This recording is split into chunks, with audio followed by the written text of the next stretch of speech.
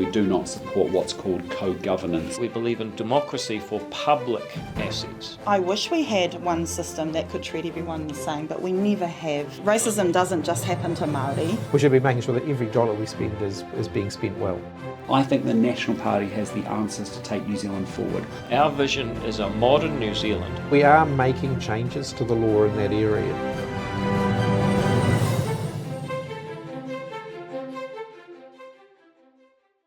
欢迎收看 Channel 33特备节目2023新西兰大选党魁访谈，我是 Andrew 安德鲁。访谈的目的呢，不是要驳斥嘉宾的政见，也不是要和嘉宾进行理论，而是希望能够通过嘉宾的回答让您呢能够自行来判断他是不是一名合格的从政者，新西兰的未来能不能够交给他。今天的嘉宾是行动党党魁 David Seymour。 David, welcome. Thank you. Welcome to my program. Now, I'll go straight into questions because I understand that you have a very tight schedule. First of all, we have always been told Maori people, they have special needs, all right? And that's why they thought they should be treated in a different way. And that's why we have the kind of co-governance in this country. Can you explain to us why the party feels that co-governance is not the right ways to govern this country? And if the party is in power, what would you do? Will you abolish the system entirely, or what would you do? Well, co-governance can be a good thing. Right. For example, the Waikato River, many Maori have an ancestral claim that their ancestors lived on the river, fished on the river, sailed on the river. You know, it's their river in a way. So it is not something new. And so, you know, there has to be a way they can have some input into how the Waikato River is governed. And that's not because they're Maori, it's because they're specific people who have a historic connection. Of course. So that's okay. Then you look at something like Three Waters. Now, Three Waters is pipes and pumping stations and dams. All of those things have been created after the Treaty of Waitangi in a modern New Zealand, where there have been Chinese people here for 180 years, there's been European people here, there's been Maori people.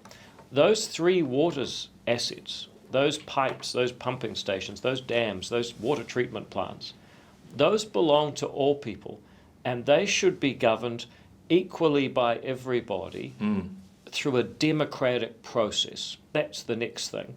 We believe in democracy for public assets. And then there's the question of inequality, such as healthcare. It's true that Maori people have worse health outcomes, but not all Maori people have health problems, and not all people who have health problems are Maori. So it makes more sense to treat people based on their needs as individuals, not to group people together by race. I'll give you one example.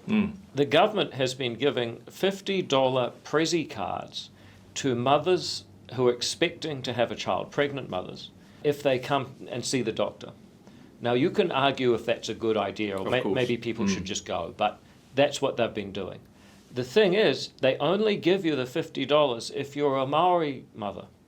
And that does two things. Number one, there are many Maori mothers who are very responsible, are going to go to the doctor anyway. They don't need the $50. It's insulting to suggest that because they're Maori, they need to be bribed to go to the doctor. Secondly, there are other mothers who are not Maori, who do need more help, but they don't get the extra help because they're not Maori. So we believe co-government can work as part of treaty settlements. It should not work as part of managing public affairs like Three Waters. And it should never be a form of discrimination when it comes to helping people who need more help in healthcare or whatever. So what will the party do if you are in government? Will you change the current education and health system? Yes, we will change education and health and say we will do services based on the needs of individuals. We'll use good data. Who are the people that are most vulnerable? And we won't just say all the people who are one race are vulnerable and all the people who are another race are not vulnerable. That's wrong. Our vision is a modern New Zealand with a place for everybody. So that's the first thing. The second thing is when it comes to co-governance of Three Waters or the Maori Health Authority, local government, consultation on getting a building consent or a resource consent, we're not going to have different treatment for different races in those areas. But there will be no more Three Waters anyway. Well, we're going to stop that and give the Three Waters assets back to the councils. Okay. So any movement that makes a particular group unhappy or feeling disadvantaged, we can expect maybe a wave of protest, and certainly it may trigger some degree of social unrest. So if that really happens, and it happens before in the past, of course, what will the party do? Do you have the experience and the ability or methods to deal with that kind of social unrest? Well, I think, first of all, you've got to show a positive vision. Our vision is a modern, multi-ethnic, liberal, democratic New Zealand. So it's modern. There are people from all different ethnic backgrounds. We're liberal. The rights are with the individual person. And we're democratic. One person, one vote. That's our vision of New Zealand. I think most people, including most Maori people, actually agree with that. So if you're saying that there's going to be unrest because we make these changes, it's going to be Maori versus, I don't think so. I think the ideas are more powerful. So the number one way you deal with any people who are upset is you say, look, you've got a right to protest, you've got a right to oppose, you've got a right to debate. But we just say to people, look, we're going to have this debate about a better New Zealand and everyone's welcome to be part of it.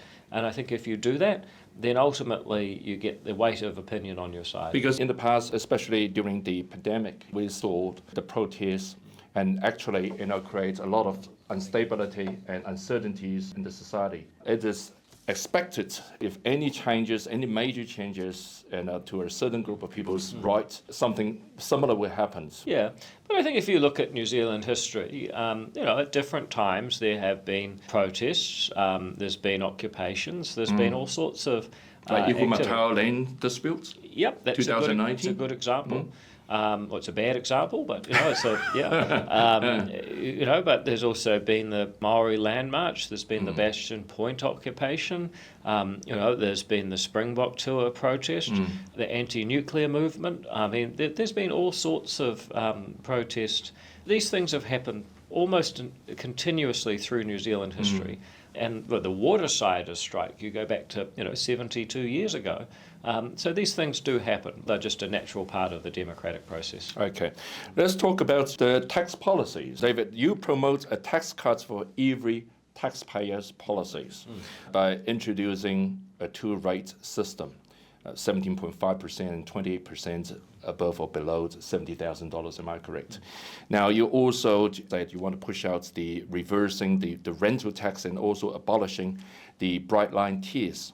When are you going to start to do all that? Are you going to commit yourself the first 100 days, the first 6 months, or maybe towards the end of your first term? Yeah, so ACT is the only party that publishes an alternative budget, and we set all of the answers to those questions out. You can find that on our website. So the way our alternative budget works is that we cut the bottom rate, the 17.5%. You get the 30 cents gone. You get 17.5% all the way from 0 to 70,000, and you get the low and middle income tax credit for people on low income. So that happens in the first year. Which you say that it's going to be about $1,200 a year better off than under Labour. Yeah, if you're someone who earns the average wage, which is now full time, you're doing $78,000 a year, then under our policy, you would find yourself $2,200 better off on the average wage, less tax than under Labour.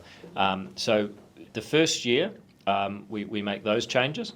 The second year, we get rid of the top 39-cent tax rate. The third year, we take the 33% rate, which is what's left, and we take that down to 28 cents. So you pay 17.5 cents on your first 70,000. Then you pay 28 cents, which is the same as the company tax rate on all income over 28. So we go from 6 different tax rates, 5 personal income tax rates, 1 company tax rate, and we go down to 2 rates in total. Okay, so you're going to change the tax brackets. Yeah, so we're going to get rid of most of the tax rates, so you only have 1 bracket left. But the other thing you asked about the mortgage interest deductibility for landlords. That's correct. So we restore mortgage interest deductibility, so you can claim back the interest you pay on mortgage as a rental property owner, we bring that back in year one. Year one. Okay. So it doesn't mean they have to be the first 6 months. Well, of course, you've got to have a new financial year, so the tax year starts on the 1st of April, so we would hope that we would get the change done in time for the 1st of April. Because this is really crucial to a lot of landlords. I totally agree. Yeah. Totally agree, but the election's in October, the next tax year starts on the 1st of April, so that's about as quickly as it could possibly be done.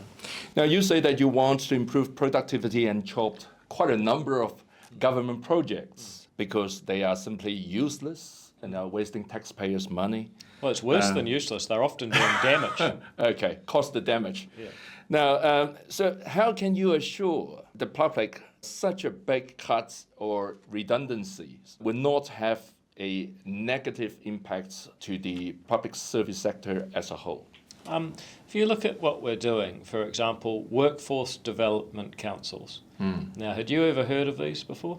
No, They cost not at all. $65 million a year.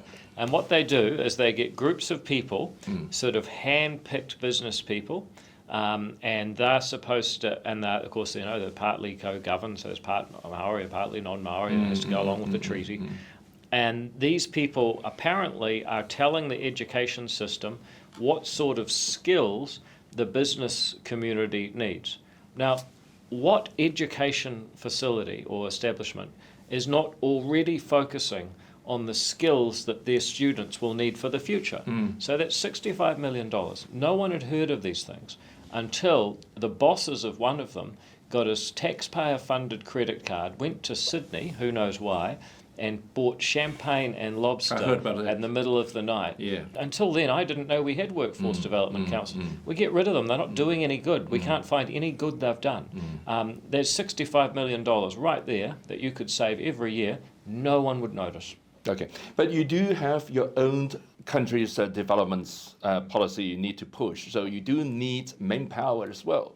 So say, for example, if you're going to have the MBI staff number, are you going to rehiring them back or to do the other jobs? MB is the Ministry of Business, Innovation and Employment.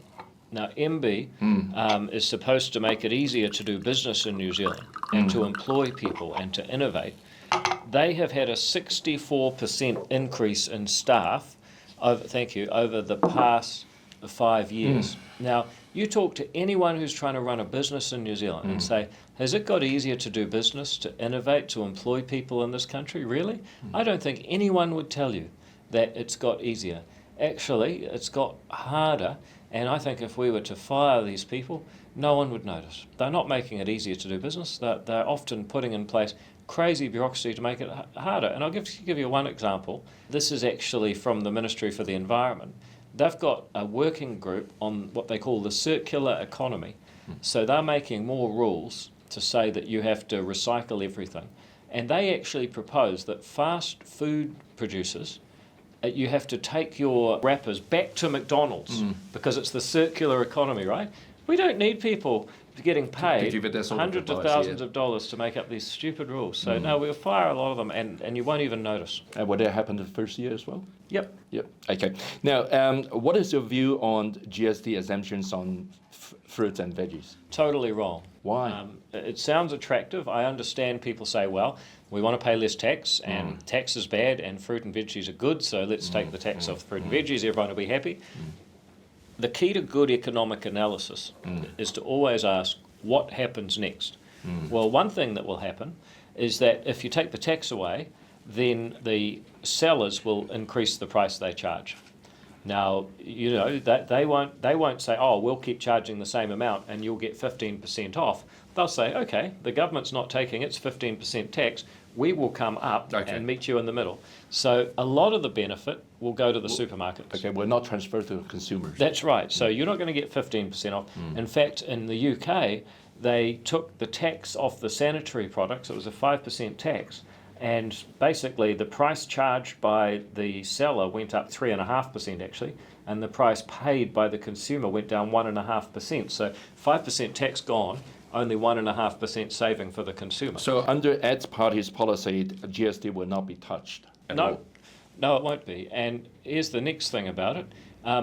people who are very wealthy and buy, fresh raspberries and blueberries They're going to save more. out of and the tax working group from the government, even their own advice says that 3 times more benefit will go to wealthy households than poorer households. You're trying to help poor people afford healthy food, but actually most of the benefit will go to supermarkets and wealthy households. So the government still loses all the money, so then you've got to fix that up somewhere else. And here's the final thing. It gets really, really complicated because you say you're taking GST off fresh food and vegetables. Okay, does that include GST on the fertiliser? You actually end up with court cases where people argue, do you count the fertiliser? Well, I don't know, but... Of course. Yeah. Okay, let's talk about law and order. There's no questions that law and order is one of the hottest topic and the most concerned in this country at the moment. I know, David, your party wants to toughen the sentence, all right, against crime. Now, my question is, why are we spending $150,000 a year on each prisoner? All right, is that justified? And if we have to lock them up longer, how many prisons do we have to build? Well, it's worse than that. It's about $190,000. Already? I think $193,000. One thing you've just got to think about is you need a lot of staff to lock up prisoners. So if you think about it, maybe they can transfer from the MBIE to the correction department. Well, maybe you get new jobs, yeah. But if you've got one person for every 4 prisoners, well, actually, you've got 24 hours a day, 7 days a week. So you need 3 people to do 8-hour shifts around the clock. And then you need to have a day off at the weekend. So you actually need 4 or 5 people for every job that you're paying. And so if you have, one guard for every 4 prisoners, you actually need 4 guards because the prisoners are there all week, right? So suddenly, you're ending up spending $100,000 on the total cost of employing that prison guard. And then you've got to have the building, you've got to have the food. So, but isn't that's what our party wants, to lock them up longer? Yeah, so it will cost money, there's no question. But I would argue that even at $193,000 a year, if that means that that person is not on the street, if they're not murdering someone, if they're not shooting you, if they're not ram raiding, if they're not breaking in, and if you also make sure, if you are keeping them, sending a message to all the other criminals, if you do this, you will be locked up too, then I think it's worth it. Do you not believe that maybe we should actually change the prison systems to make those inmates to go through some hard labor or something like that, to make them remember not to come back again, not to break the law? Well, you can do, but just remember that that adds even more expense. I think what's important is that we make sure that they get the skills to go straight, to not commit any more crimes. Half the people in prison, they can't read or write. And if you can't read or write, you can't get a driver's license. Then you can't drive a car legally. Very hard to get a job. So that's why they end up as criminals, because they don't have much chance of getting a job in the law-abiding world. So ACT actually says if you want to get out on early parole, then we're going to make sure that you have to learn to read and get a driver's license before you go anywhere. If we were to do that, I think we'd find ourselves with far less people reoffending and going. Now, this is another thing I want to ask you always. For the last few years, I don't understand why 3 strikes. I know you want to reinstate 3 strikes, but why do we have to give extra 2 chances to those reoffenders? The victims, we don't have 2 chances, 2 extra chances. Well, why not 2 strikes instead of 3 strikes? Well, actually, after the second strike, you don't get parole. Yes. So it does get tougher as you go, even by the second strike. There's a bit of a balance here where we're saying, look, the judge is the person who knows all the circumstances. They've got the things in front of them. They know what's going on here. Now, here's the question. Should the judge lose all their discretion on the first time or the second time? What we're saying is, look, if they do it once, it's up to the judge. Second time, mostly up to the judge, but no parole. Third time, they get the maximum sentence. So, the first time they still can get a tough sentence from the judge. What we're saying is the third time, Parliament and the people are saying, no, you definitely go away for a long time. Okay. Now, can you explain how youth infringement notices and the ankle bracelets for serious youth offenders will reduce youth crime. Do you agree that like parents or even guardians of minor offenders should also to be held legally responsible to some extent? I think that's difficult for two reasons. One is that often the parents are not responsible. So, for example, the parents are all done drugs and the grandparents are looking after these kids in many cases.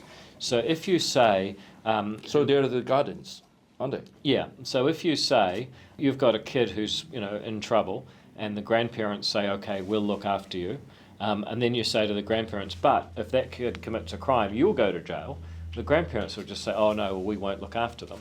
So, there's quite a few things to think through, and it's just that question, what happens next? So I think, it's easy to say punish the parents, but often when you look at these broken families, it's not clear who you're going to punish or what effect it will have. The second thing is you end up with the parents committing violence against the kids. So, I'm not sure that's actually going to work as well as some people say.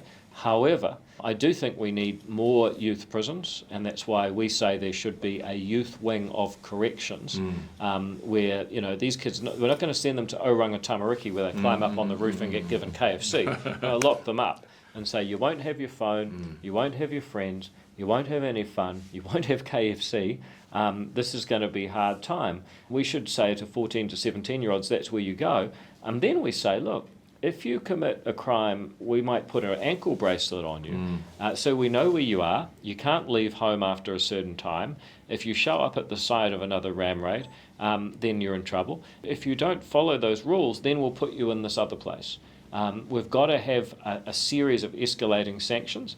And the first thing is if a kid commits a relatively small crime, like say shoplifting, then the police officer on the spot can say, right, your punishment is to clean graffiti and help the shopkeeper clean up the mess, and you're going to actually go and apologise and so on. So, you start with the instant practical penalties, then you go to the ankle bracelet, then you go to the youth jail. So your party's approach is very different from the left, of course. They always try to discover the cause or the roots of those youth crimes. But your policy is if you do that sort of actions, breaking the law, you're going to face that kind of consequences. Am I right? Yeah, look, we agree that a lot of youth offenders have a pretty tough life and that we need better education. We need to stop paying them to stay home on welfare and we need to have better housing and a growing economy with more jobs. All of those things are true. Totally agree.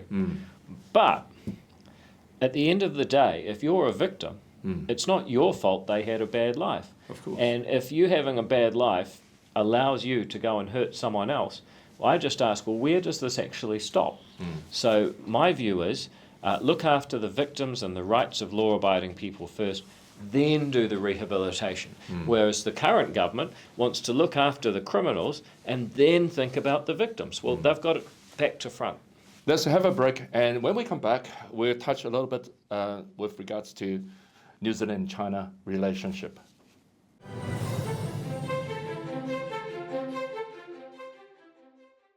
Welcome back, David. Now, China. What is your view on the relationship between this country, New Zealand, and China? I think I summed it up when I was asked this question on TV Breakfast just the other day. I said, we love the Chinese people, we love the Chinese tea, we love the country of China. We don't love the Chinese Communist Party. Unfortunately, I think we have to be honest and say that when New Zealand signed the free trade agreement, we thought that China would become a more liberal society. I think if you look at the way that Xi Jinping has consolidated power around one person, made himself president for life, if you look at what's happened in Hong Kong, if you look at the tension in the Formosa Strait with Taiwan, if you look at the tensions in the South China Sea, unfortunately, the relationship with the government is not as strong as I hoped it would be, and it's not as positive as the relationship with the Chinese people. And the Chinese culture and the Chinese economy.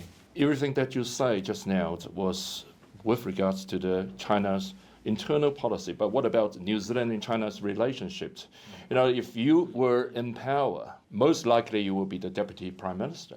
possible. So your approach and your attitudes towards China will directly have an impact. And we understand that there are thousands of New Zealand families relying on the trade between China and New Zealand to put food on the table for their kids.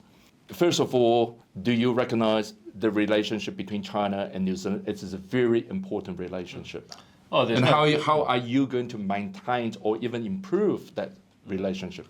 Well, I think it's going to be a balancing act for whoever's in power. But my take is, we value the trade relationship. We want to continue that. We respect and we like the Chinese people and culture. We want to continue that relationship. But we also need to be quite clear that what you regard as internal Chinese matters, we would regard the relationship with Taiwan and the relationship with Hong Kong in recent years and the tensions in the South China Sea as matters that concern a wide range of people around the world. And we believe that it's important that the New Zealand government is very clear that while we're in favour of trade, we're in favour to some extent in investment, we're in favour of a cultural exchange, there are some issues where we just disagree, and we're not going to stop saying that. Christopher Luxon said that he's quite happy to accept Chinese money, Chinese investments in New Zealand's infrastructure. What about you? No, I think the Belt and Road Initiative is something that has to be seen not just as an infrastructure or an investment approach, but a political project. And the New Zealand government is going to have to be cautious that it does not allow New Zealand to become indebted to entities under the control When of you the say it Chinese has to be Communist cautious, does it mean that you're going to rule them out? No, it means we're going to look at what sort of leverage will be obtained by the Chinese Communist Party over affairs in New Zealand by investment. So the Belt and Road Initiative, we don't support that. We don't support that being a part of New Zealand. I think Christopher Luxon has got that wrong. And when I talk to people in governments in the South Pacific, they will say that they actually regret the extent to which they have accepted investment out of China because they feel it comes with strings attached. Okay. Now, according to Radio New Zealand's report on the 3rd of August last year, National Party leader Christopher Luxon said that he supports for the One China policy and saying that he would not visit Taiwan as Prime Minister of this country. So what about you, David? If you were elected as the Deputy Prime Minister of New Zealand, do you support the One China policy, and will you accept an invitation from the Taiwan officials to go and visit Taiwan as the Deputy Prime Minister of New Zealand? Yeah, absolutely. Look, Brooke Van Velden, our Deputy Leader and Foreign Affairs spokesperson, visited just a few months ago. But that was very different. She was only an MP. But when you become the Deputy Prime Minister of New Zealand, there's a totally different position, isn't it? Yeah, well, yes, I would. And I guess the question for the Chinese Communist Party is, what's the problem here? I mean, they're a democratically elected government in Taiwan. They've invited me to visit. I've gone to visit. We had a nice time. We have a free trade agreement with Taiwan. We have many connections with Taiwan. So what exactly is their problem? So what about One China policy? Are you going to support it? Well, I support it, but does that mean I can visit Taiwan if invited by a democratically elected government? If so, then yes. If not, then So your views with regards to that area will be very different from Christopher Luxon. How are you going to sort this out? Well, I think we're going to have it like on tax, like on the treaty, like on crime. It's not really different. New Zealanders are backing two different parties with different views. But I think it needs to be very clear to people who value democracy, who value New Zealand's independent foreign policy, that we are not going to say, because the Chinese Communist Party doesn't want me to visit Taipei, I'm not going to visit Taipei. Actually, the people in Taipei do want to, and just as, for example, what should we say, the Northland Regional Council wants to invite Xi Jinping. I'm sure I'll have a lovely time visiting Kaitaia, and it wouldn't really bother us. Now, when it comes to forming a coalition government, is your party ready to work with National? When it comes to negotiate, like say, for example, after the 14th of October, there's always negotiation. When it comes to negotiation, there's always gives and takes. We understand that. So what are your party's bottom lines, and what are the policies that you're happy to give it away or to forget about it. Our policies we've worked on for a long time, and they are actually responses to real problems that New Zealanders face. So there's no policy we're happy to give away. The way I look at it is not so much a trade or a bottom line or give this one away. It's more we have very good ideas. New Zealand is going to need fresh new ideas, and it's going to need a real change, not just a bit of a change, but a real change in direction after this election. So what I see is Acton National sitting around the table together, and we'll be saying, look, here are some ideas that will make New Zealand a better place, and lots of things will happen. That you think about everything that's happened in the last 3 years, you never would have guessed how crazy things could get. The next 3 years, crazy things will happen as well. But by the end of that 3 years, I can tell you, you will have seen a lot of ACT's ideas become reality, and New Zealand will be a better place as a result. Specifically, we'll have a new idea of what the treaty means in a modern, multi-ethnic, liberal democratic state with a place for everyone. We will have shifted the balance back from thinking about the victims first, then worrying about the offenders. And we're going to reduce the amount of bureaucracy, of tax and government waste and red tape and regulation, so that New Zealanders can be entrepreneurial, pioneering people, business people, free enterprise, creating wealth by trading and investing and exchanging value for value. That's how we get wealthier in New Zealand. That's why people come to this country. Better treaty, safer streets, more vibrant economy. That's where you'll get to at the end of it. You don't believe Winston Peters is going to come back? No. Not at all. But No. Christopher Luxon has not ruled that out. I know you have ruled out working with Winston Peters. Well, what Christopher Luxon always says is they're not in Parliament, so we don't care. He's saying the same thing if you really think about it. What I would say is that these guys are trying to promise that they will fix all the problems. But the latest Roy Morgan poll, New Zealand First managed to hit 5%. Yeah, and they hit 5% in January, then they went down to 2% after that. So, Roy Morgan's pretty bouncy. There's no other poll that says they're even close. They've got a really fundamental problem, which is you can't trust them. They say that they're going to fix New Zealand. Well, why is New Zealand broken? Because Winston Peters' judgment is so bad that he thought Jacinda Ardern would be a good Prime Minister. Now, if he thought that, what else is he going to get wrong? And you know what? Maybe he didn't even think she'd be a good Prime Minister. Maybe he doesn't even care. Either way, we've got serious problems in New Zealand, and that requires a strong Acton National team around the table fixing things. Okay, here are 3 very quick yes or no Sure. question and answer. Number 1, parliamentary terms changed to 4 years. Yes. Okay. Number 2, lower the party vote threshold to 3.5%. No. Why?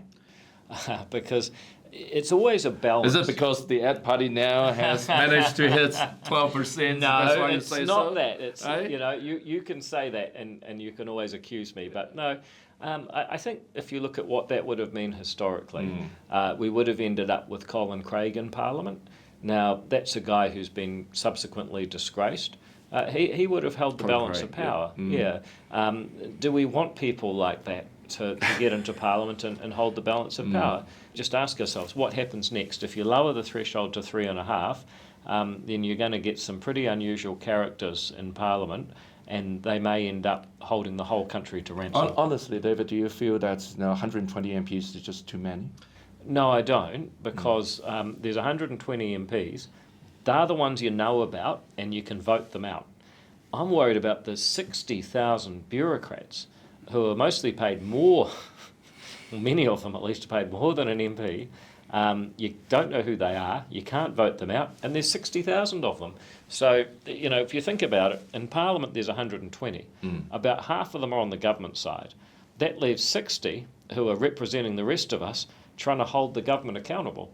Now, if you say, well, we're going to reduce the size of Parliament, the only time you do that is if you're prepared to reduce the number of ministers as well. If you're going to have, the same number of ministers, the same number of bureaucrats, and then reduce the number of MPs, no, that's not a good outcome at all. Okay. The final question is, lower the voting age to 16? No. Why?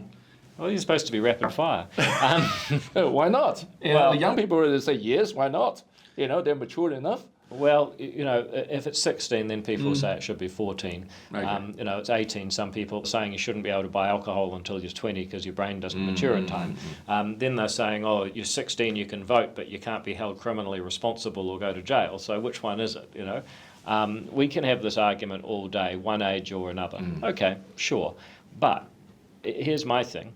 For what it's worth, I don't want another 120,000 voters who pay little to no tax, because that's really what you're saying. There's already enough people who pay almost no tax, vote for the Green Party to take other people's money. So it's all about Green Party then? Well, and Labour, but mainly Green.